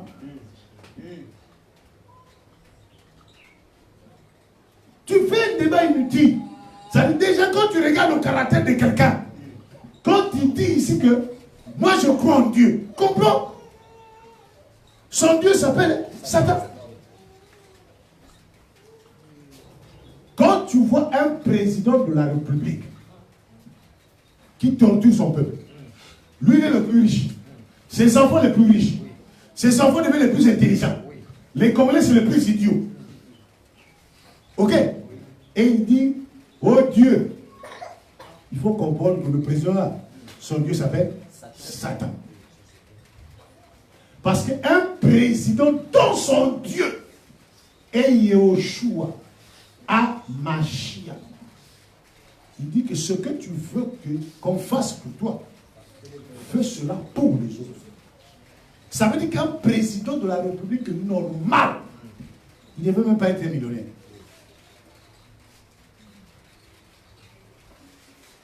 Tu sais pourquoi? Les présidents ont des avantages qu'aucun citoyen ne doit avoir. Quand tu n'es plus président de la République, dans les constitutions, on te donne une maison. Tu as un petit salaire. Pourquoi lorsque tu es président, tu votes? Pourquoi?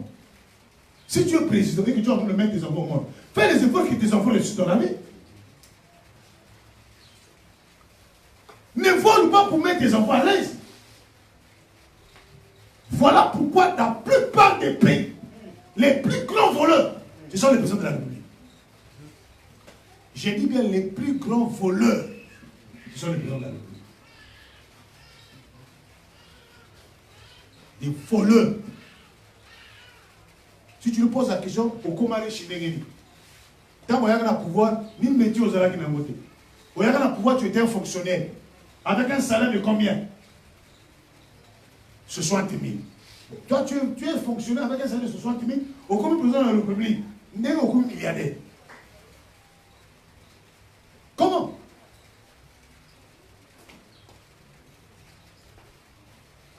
Amen. Amen. Vous allez remarquer que il y a des gens qui vous disent ils prient, ils travaillent avec un tel président.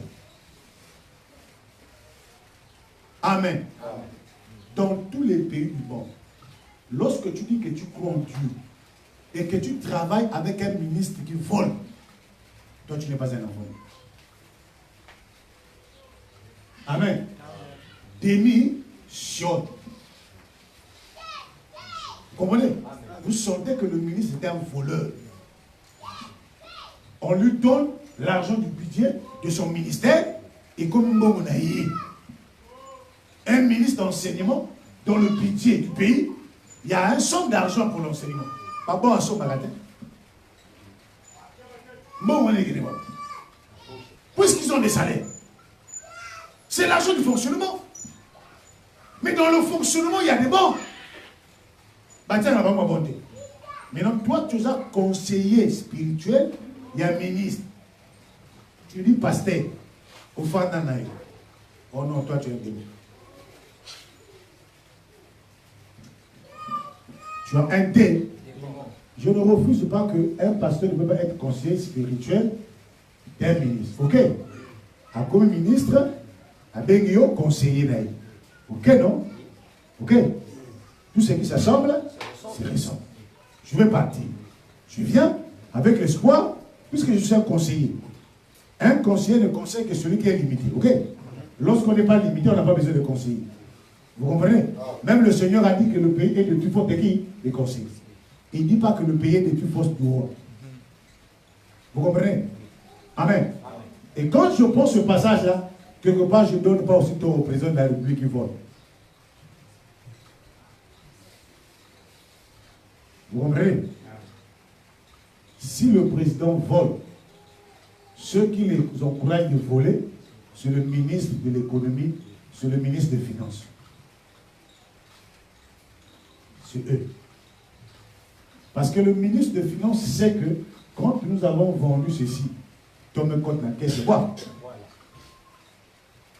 Et que le président, sans loi, est parti prendre la démission. Je donne un démission, le président, il travaille plus. Ça marche. Mais en question, ce ministre des Finances est là. Si celui-là aussi est chrétien, il va encore. Il dit, j'ai démissionné. Vous comprenez? Parce que j'écoute fort que ma président avait dit, si le ministre est sérieux, un ministre ça un mois, il est difficile. Vous comprenez? Hein? Si le ministre est sérieux, parce que le président n'a qu'à un mois, il même 3 fois. Vous comprenez? Alors, si nous volons pour la première fois, tu démissionnes. Il prend l'autre, l'autre vole, il démissionne. Dans 3 mois, il a volé 3 fois, 3 ministres ont démissionné. Les gens vont se poser la question, pourquoi les ministres démissionnent? Ok? Si tu es un voleur, quelque part, mon vieux, on m'a diminué. Tu vois, ça va te gêner. Quelque part, tu vas dire, c'est là où je dis, Dieu a raison, non? Le pays est fort de corps. Le premier ministre et les ministres. Amen. Le premier ministre. S'il dit que nous démissionnons, président, c'est le gouvernement. Nous démissionnons. Même c'est le gouvernement. Nous démissionnons. Vous pensez que le président va continuer à faire des erreurs? Hein? Non. Il va dire, ça devient trop. Vous comprenez? Mais si tu restes avec le président qui vole, c'est que toi, tu vaux. Tout ce qui s'assomme, c'est vrai. Amen. Ce que nous avons dit, on a dit que nous avons dit que nous avons dit oui, il y a frère, il y a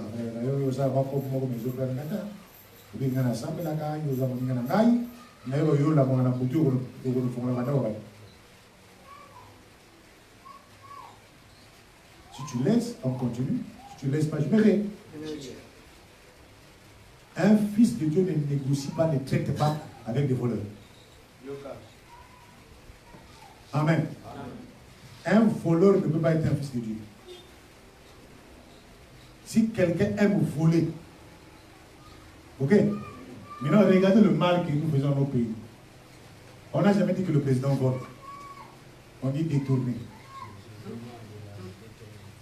On n'a jamais dit que le ministre vole. On dit détourner. Ok? Hein? Maintenant, il y a une bagarre, bois banane, bois qui bagarre mogo. Avec un ami, voleur. Vous voyez les politiciens? C'est des voleurs. Donc ils appellent vol détournement. Mais le voleur, c'est celui qui applique quelque chose qui ne lui appartient pas. Maintenant, lorsque le président prend l'argent du pays, ça lui appartient? Non.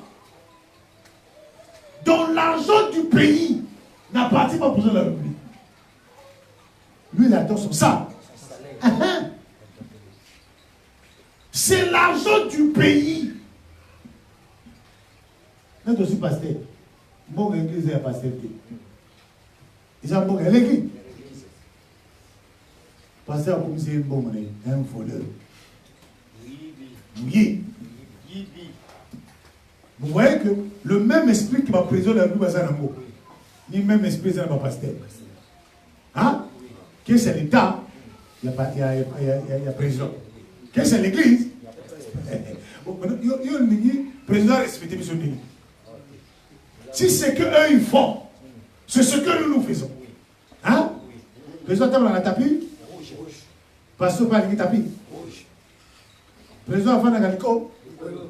Pasteur Afana Gawabi? Président Zagana Foté Spé? Pasteur Zagana Foté Spé? On est identiques.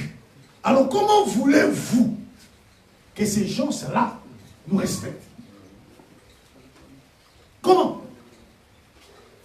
Un voleur peut respecter un autre voleur.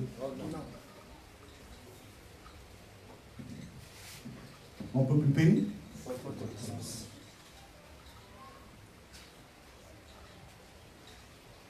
La puissance de l'air.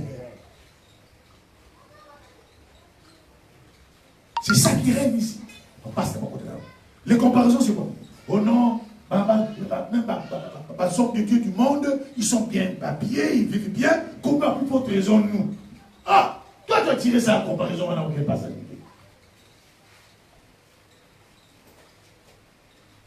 Est-ce que le Seigneur nous dit nous devons nous comparer au monde? Non. On ne peut ni se comparer au monde, ni s'identifier au monde. Si nous voulons nous identifier, nous devons nous identifier à Christ.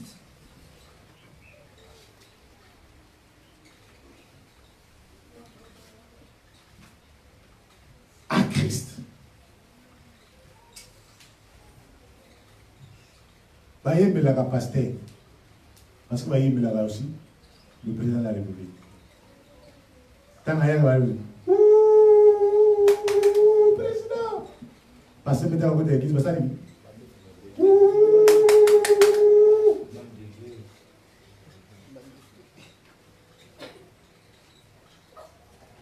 Elle dit, si le monde vous reconnaît, c'est la preuve que vous n'appartenez pas. C'est ça le mal. C'est ça le mal.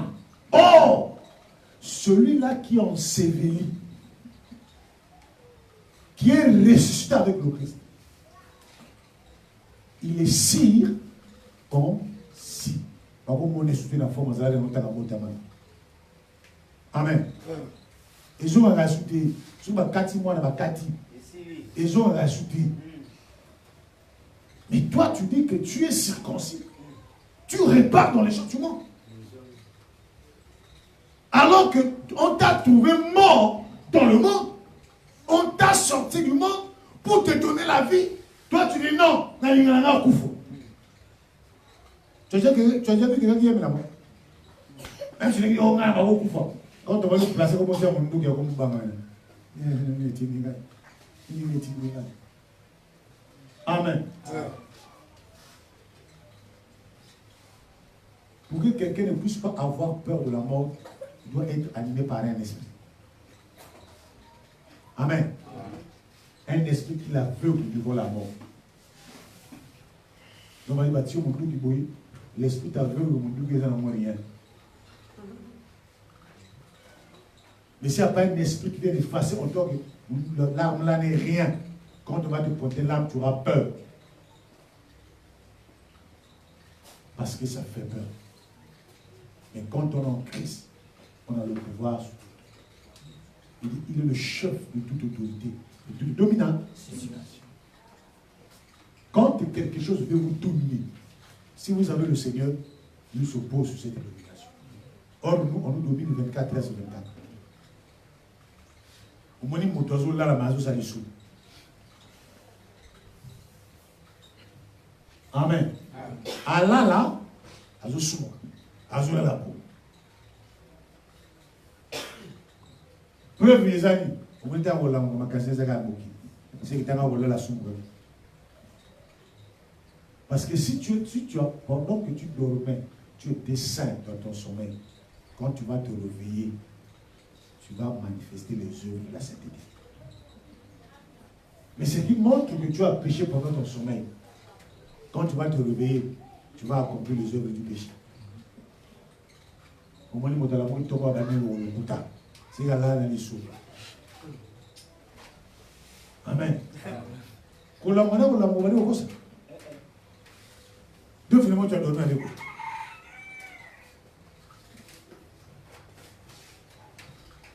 Mon peuple pays, faute de connaissance.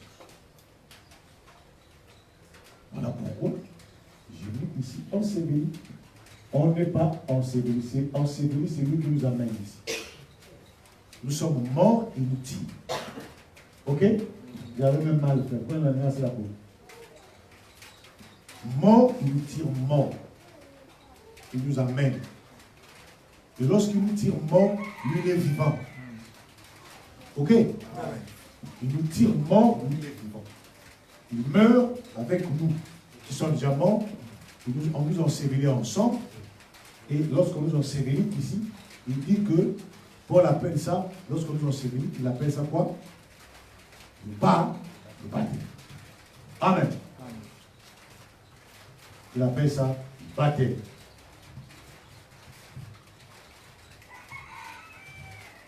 Et ayant été ensevelis avec lui par le baptême, vous êtes aussi ressuscités avec lui. Ressuscités plutôt en lui, avec lui. Vous comprenez? Hein? Ressuscités en lui, avec lui. Pourquoi? Parce qu'il nous avait pris mort. Lorsqu'il nous a pris mort, on est en lui. Il est vivant, il meurt avec nous, nous sommes déjà morts. On ensevelit avec nous. Mais lorsqu'il se ressuscite, il se ressuscite avec nous, nous sommes en lui. Vous comprenez? En lui et avec lui. Donc, on ne se ressuscite pas seul. On se ressuscite avec lui, en lui et avec lui. Alors, si on est ressuscité, c'est-à-dire qu'on revient à la vie, ça veut dire qu'on ne peut pas avoir la théophanie sans lui. Voilà pourquoi, lorsque nous écoutons la parole, le Saint-Esprit vient, le Père, le Fils et le Père arrivent. C'est la venue du Père et le Fils en vous qui vous amène à ce qu'on appelle l'amour. La totalité de l'amour qui devient un caractère, de ce caractère-là qu'on appelle amour, sauf ce qu'on appelle la théophanie. C'est de cette théophanie-là. Amen. Amen. On nous appelle les enfants de Dieu. Amen. Amen. Maintenant, comment nous allons faire pour être ceux-là qui été crucifié avec lui, enseveli avec lui et ressuscité avec lui. Il dit, par la foi en la puissance de Dieu qui l'a ressuscité des morts. Maintenant, nous le prenons sur quoi? Puisque on n'a pas la connaissance, ok? Le pasteur doit nous révéler cela. Ok? Lorsqu'il nous révèle cela, nous devons maintenant croire à ça. Et lorsque nous croyons à ça, nous faisons de ce que nous avons cru notre vie. Amen. En ce moment-là, c'est-à-dire qu'on vous enseigne la parole, frère, là où tu es là, tu n'es pas appelé à mentir, tu n'es pas appelé à faire ceci. Pourquoi? Parce que le Seigneur t'avait pris pour être crucifié avec lui, enseveli avec lui, ressuscité avec lui. Si tu continues à faire de telles choses, ça montre que tu n'avais jamais été crucifié avec le Seigneur, ni enseveli avec le Seigneur, ni ressuscité avec le Seigneur. Amen. Amen. Vous comprenez? Amen. Tu n'as pas besoin ici de dire, bon, je suis ressuscité. Non. Lorsqu'on vous croyez que je ne peux pas insulter, mentir, faire ceci, et vous ne le faites pas, pourquoi vous ne le faites pas? D'où vient cette force? C'est la force de la résurrection. Amen. Amen. Ça montre que tu étais ressuscité avec le Seigneur. Celui qui n'est pas ressuscité avec lui ne peut pas accomplir la volonté de Dieu. Parce qu'un mort ne peut pas voir la lumière. Un mort ne voit que le ténèbre. Amen. Amen. Voilà pourquoi c'est l'apôtre Paul qui parlait de cela. Autre gens ont l'apôtre Paul. Il a dit, celui qui haït son frère est dans le ténèbre. C'est du fait que tu es seulement, c'est-à-dire que tu haïs ton frère, du fait de faire cette action-là, automatiquement ça montre que tu es pour toi un homme de ténèbres. On n'a pas besoin de te dire que non, toi tu es du ténèbre, non. Ton comportement, ce que tu dis, détermine et qui tu es. Informateur. Tu es dans le thé. Tu écoutes là, tu vas informer. Tu n'as pas entendu l'intérieur. Ah, mais c'est comme ça. Bon, montre-moi ce caractère-là, l'ami. Montre-moi, est-ce que Dieu a dit qu'un fils de Dieu, c'est celui qui va aller écouter les choses des autres là-bas, ou bien de l'information ici. Mais ça, c'est des actions des enfants de la rébellion. Or, qui dit fils de la rébellion, c'est celui qui est sous la puissance de l'air. Puisque tu es sous la puissance de l'air, alors c'est une force à laquelle vous ne pouvez pas contrôler. C'est cette force-là qui vous contrôle. Voilà pourquoi vous trouvez que c'est normal pour aller écouter les informations, d'aller transmettre à ceux qui t'ont envoyé. Et celui qui trouve plaisir d'écouter les telles informations, automatiquement, tu as aussi du malin. Amen. Mais aidez-moi. Il va écouter l'information. Ce qu'il fait, c'est un péché. Il vient t'expliquer. Tu trouves la joie de l'écouter. D'où vient la joie en toi qui te pousse à écouter de telles choses? Puisque ce qu'il est en train de faire n'est pas normal. Ce qu'il est en train de faire est contraire à la parole de Dieu. Mais toi, tu trouves de la joie de l'écouter.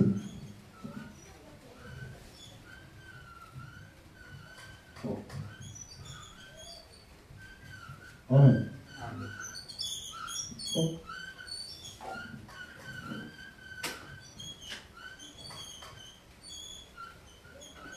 Que Dieu bénisse.